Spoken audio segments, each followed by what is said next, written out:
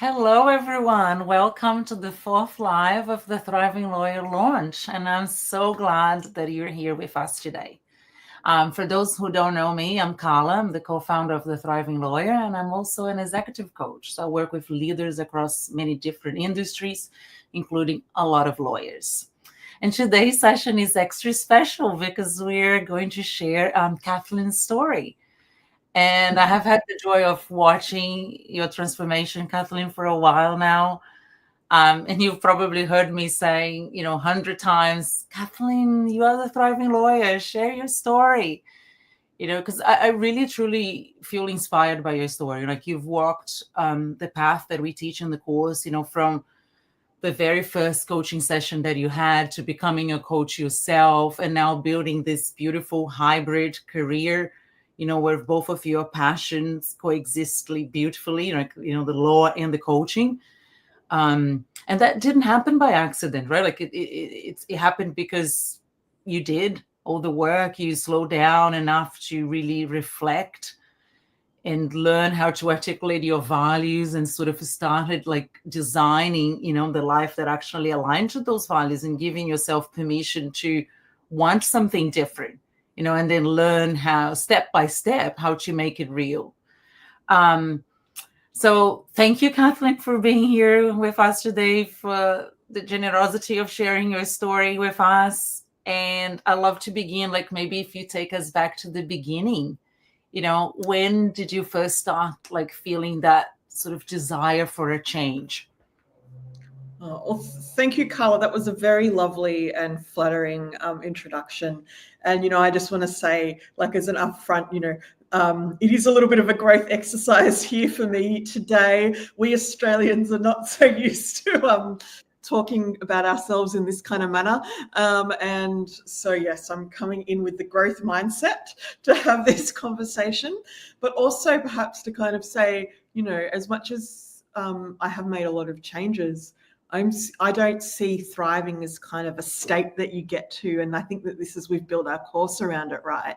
Is that it's not like, yes, you can begin to create a thriving life, but it's a verb, it's the thriving, the ing in it is the important bit, right? In that these are principles that once you've learned and then you can apply, you can come back to from time to time, right? Because life gets messy, life happens.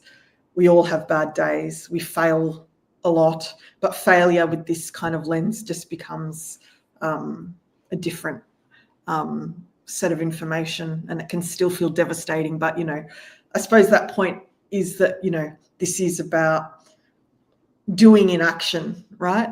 And learning in action and constant, so it never ends. But I suppose to go to your specific question, there's gradual changes and lots of different points, but there's a couple of key kind of periods that were really important for me that where something kind of triggered in terms of the change. And the first one was in 2016. I'd been in Canberra for almost 9 years. I had a very good career in most of that time. I'd, gone up the ladder a bit. I was a senior lawyer. I was doing good work. Everything was going okay, but things were starting to change. I'm not from Canberra. A lot of the friends that I'd made, Canberra's that kind of transient place, had begun to move elsewhere. I was feeling like I wanted to return to Melbourne, but I didn't have a clear sense of the kind of career.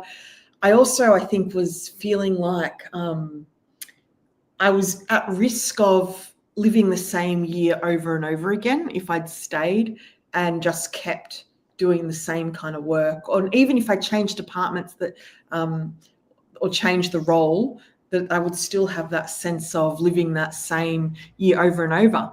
And I didn't want that. So I wanted lots of experiences, and having that kind of variety had always been incredibly important to me, but I didn't know where to start. And it just so happened that I had a former colleague who'd become a coach. He's still a coach, very successful coach. So just a shout out to James Fletcher, if he's listening. James coached me, and it was really effective within the first couple of sessions. And I was a bit skeptical. I didn't know much, but I was curious and I wanted change. So I was willing to give it a go, right?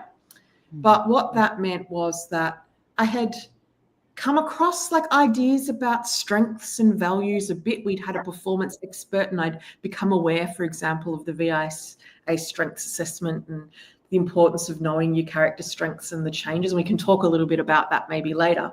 But I had always been quite purpose driven. You know, I'd deliberately chosen to go to Canberra, be a public servant, and I worked in Indigenous affairs for many years, providing legal advice across the area, because that public sense of purpose was really important to me.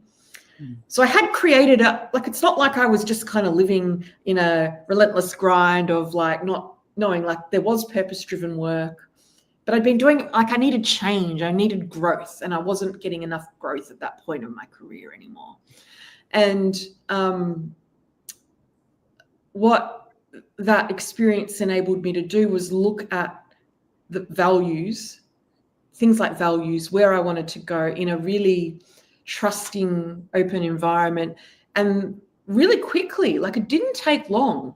Once I had articulated the key values that were important to me, what I wanted, the strengths, I was able to make a huge amount of change. Like within 6 months, I was living in a new house with a new job in Melbourne with a very different picture.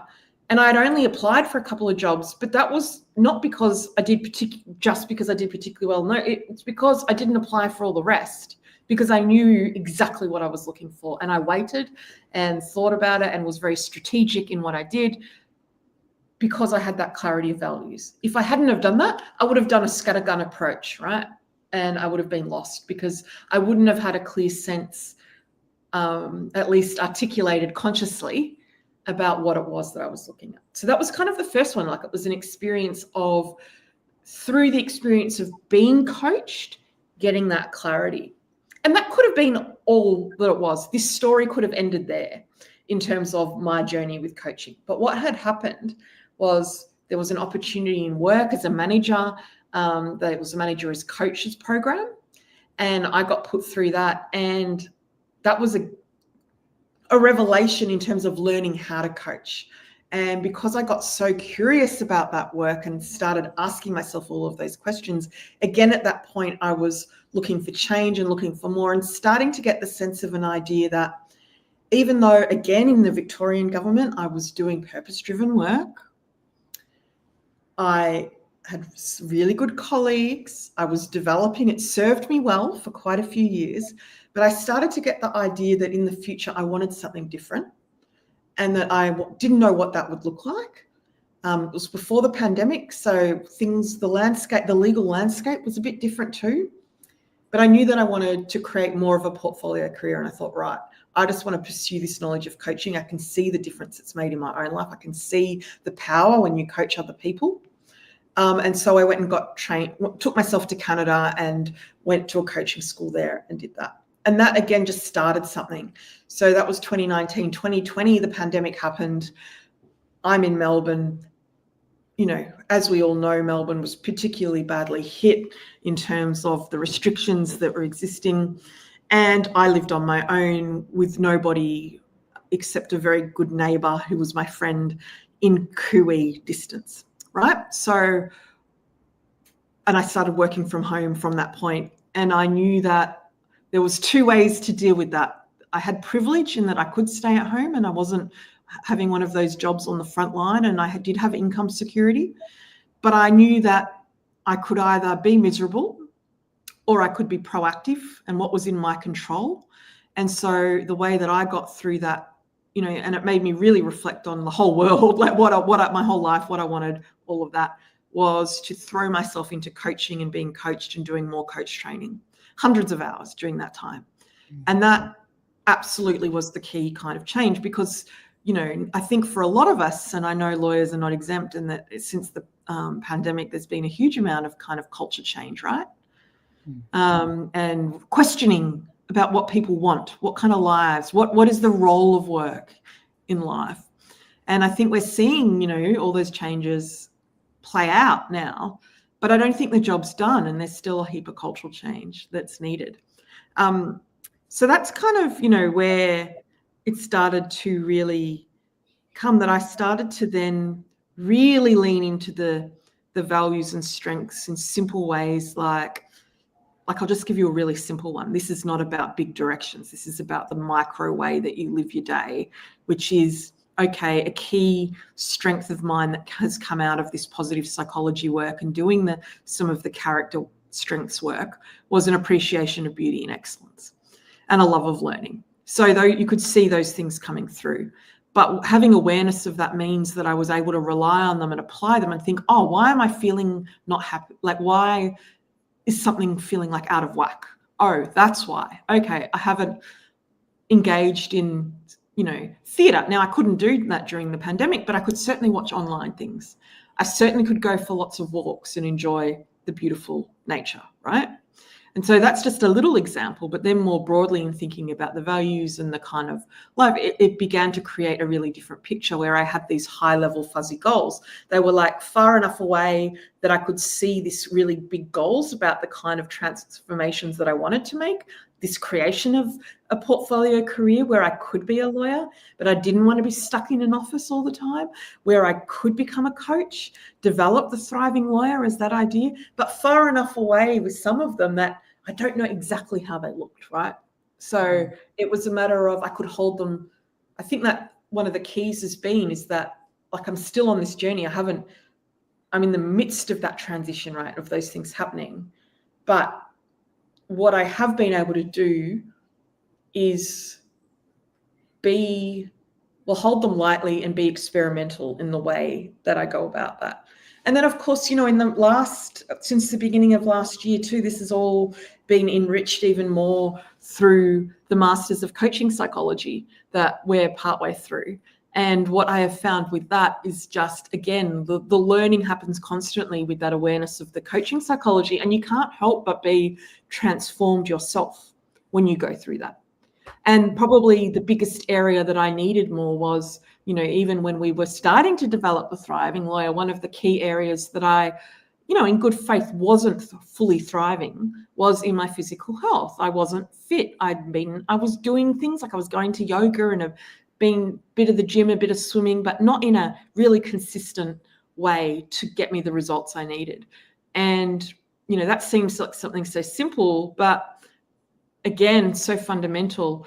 And it was some of what we learned in the coaching psychology in terms of getting the motivation, once understanding that, being able to actually make it happen.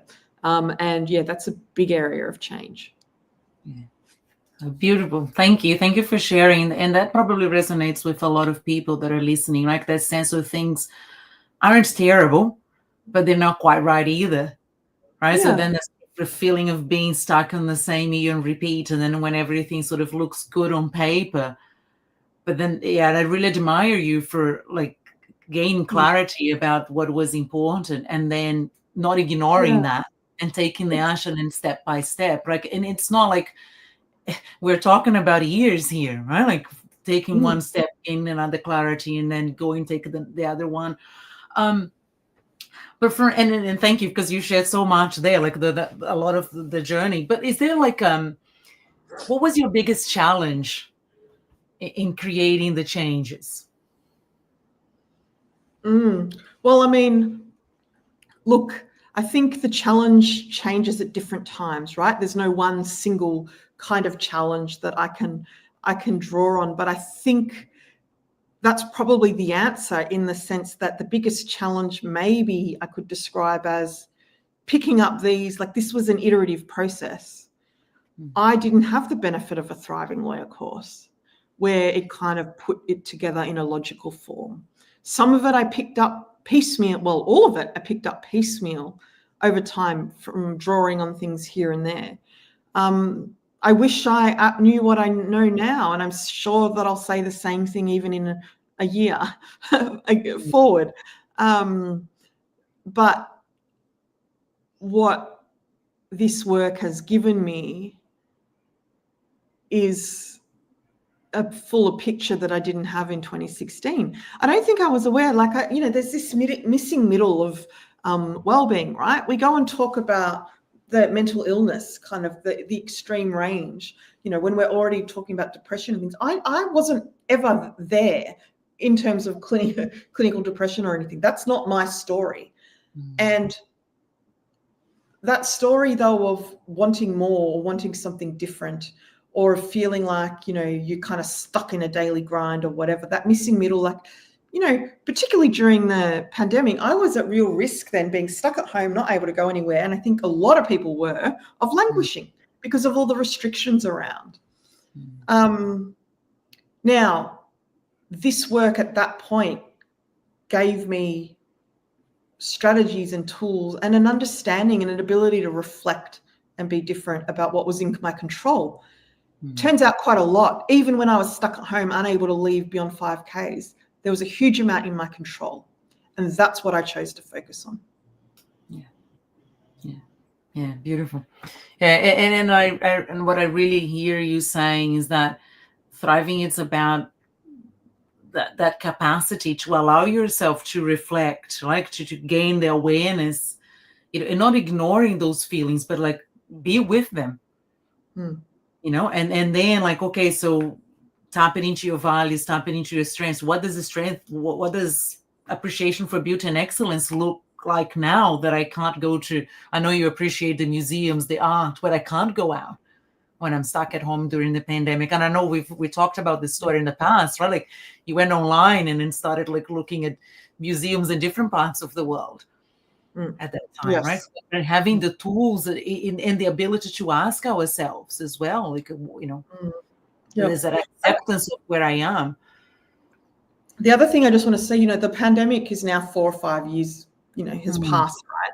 And so I think a lot of us have now moved on in terms of creating very different lives, hybrid or remote working. Like I work remotely and part-time now for a new model law firm. That was a big transition. Like that's probably the second one I should really talk about in that, in this job that I had in Victoria. Again, it was really good. And I'd actually had a recent job change that I was managing a large team in a particular department. I really respected the colleagues that I had, in particular, General Counsel, who had been a great mentor to me. But at that time, as I was doing it, some coaching opportunities again came up. Now, there was changes in the legal landscape, which meant that there was ability for me to get work where I could work remotely and be contracting back to government in Canberra. That did provide huge opportunities for me. But I don't think if I hadn't have done this work, I probably wouldn't have had that courage to make the jump. Even though I knew, like what in the end was like, despite having that really good job with management and like promotion paths in the public service and good people and interesting, even though it wasn't my, like the area of law was a bit different. And so there were challenges with that, but I could have, I was willing to embrace those. But what had happened was I really realized that to take the opportunities of the coaching and create that portfolio responsibility, I needed more flexibility than I was going to be able to have to give that job good faith attention. And the opportunities that the contracting model gave me were completely different. And that has given me a huge amount of freedom. But yeah, again, it was only having gone through the coaching that I was able to back myself and take the risks that came with that approach. So to be built into your courage to actually go and say, I mean, if you'd have asked me a few years ago, it would have been quite unthinkable to leave my full-time permanent public service job that had great legal work and, guaranteed kind of, as far as it can be in this world, security. But once I had a lot of coaching around that, and boy, did I get a lot of coaching around that. I remember. Yeah, beautiful. So from all this journey, all of the things that you've, the clarity, the step-by-step that you've taken along the way, and I hear that it's almost like there's this vision being built step by step, right? Like, guys, as you gain a bit more clarity in where am I going now, and then in seeing the opportunities, right, and showing up for them as they come to you. What is your, I don't know, the thing that catches your eyes, like maybe the biggest lesson that you've learned about creating this, I'm going to call the thriving life that you have today? It's actually around the importance of reflection, accompanied by that self-awareness and action orientation.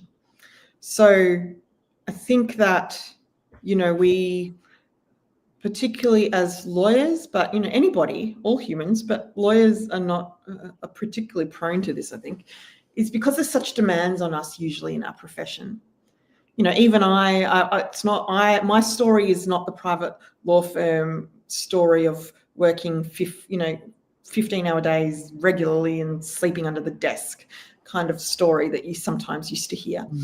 That is not my story. But even in that environment, the significant demands on you, there still can be really hard work and some long hours, and there can be that pressure. And it's easy to get caught up in that mode. And when you're caught up in that mode, you can forget to kind of step back. And it's only, and this is the biggest objection that we have, right? You and I, when we talk to lawyers, is I'm too busy. I can't look at this wellbeing stuff. I'm just too busy because I've got this next case. I've got this big trial, whatever. I'm too busy. I don't want to engage. That is the very time that it is most important for you. You don't have time not to focus on it. That actually is the biggest lesson, right? And especially when you started like reflecting and understanding and gaining clarity, and you get to that stage of change where you actually started experimenting, right, with some of the things. Well, I'm going to try this, and then you create the evidence that it can actually be something else. That you might, when we are fighting the problem, we tend not to think, oh, this is not possible. There's nothing that I can change here.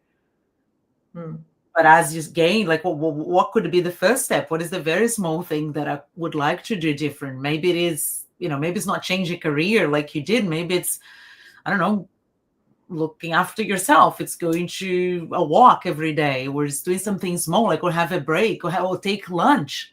I have a lot of conversations. That's why I gave that example, right, of that beauty and excellence and the appreciating the trees on the walk, like something so simple, but that's kind of, not only is that appreciating beauty and excellence, but it's also an awe practice, right? And, another thing perhaps just to round out with that discussion is one of the things that we use a model in the Thriving Lawyer called the PERMA model, which is quite foundational in positive psychology. And what that model says is that in terms of getting well-being, there's a number of different sources, including your positive relationships, engagement and flow, relationships, meaning and achievement. Have I missed one? I've missed one. Health. Yes.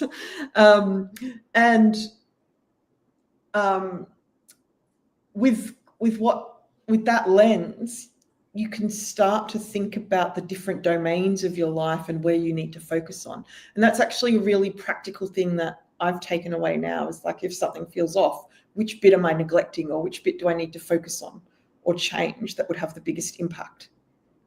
It's a really simple coaching question that you can ask yourself.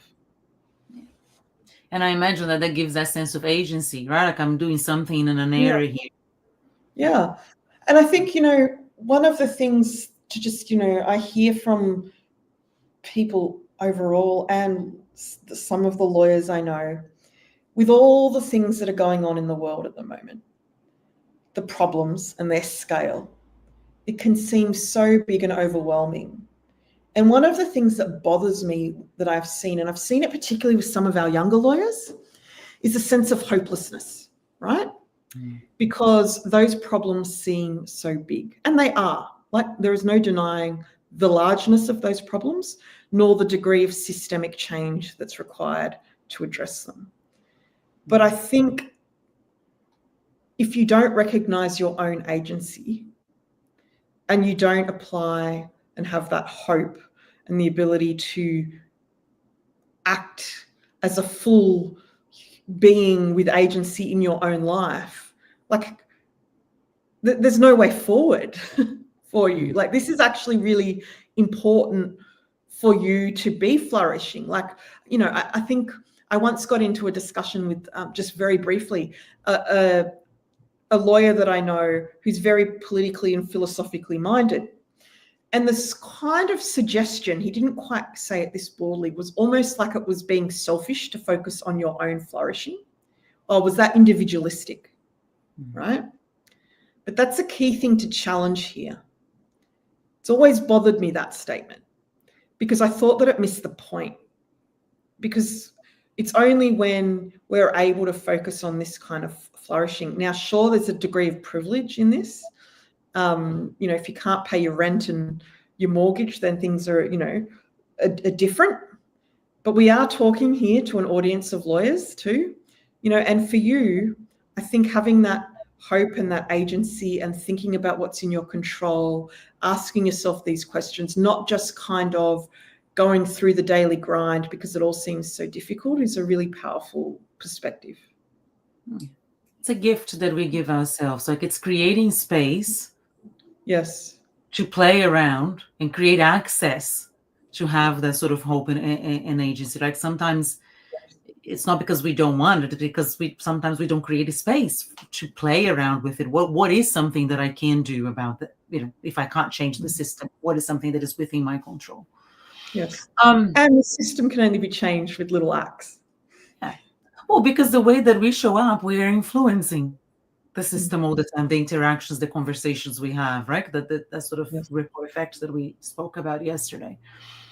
Okay, I think it's a great place for us to wrap up. Is there anything else, Kathleen, that you would like to share? I suppose just to say, you know, we're super pleased to be able to launch this course and finally share it with the world. And it's something that I've been really committed to for a year and a half now. I've wanted to create this because I saw such a need in the legal profession. I couldn't see anything else that met that need. And it's the course that I wish that I had over the years.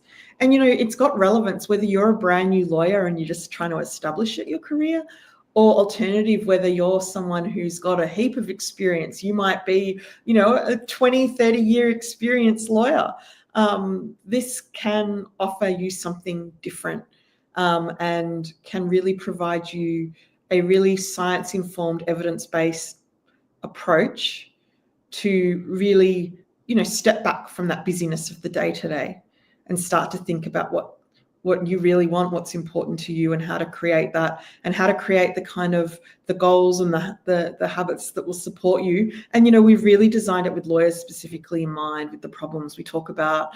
A lot of the issues that lawyers face in this space because of the particular nature of the demands of our profession and how they can be addressed. So that's, I think, really important.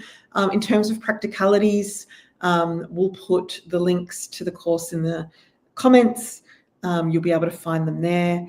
And we've got a launch special open till end of Monday, 8 p.m, I think specifically at the moment. And what that allows you to do is you'll get a certain number of bonuses, some extra 1-hour seminars that are on demand that you get that are very valuable. We'll talk more about those on another one of our lives that we have before Monday.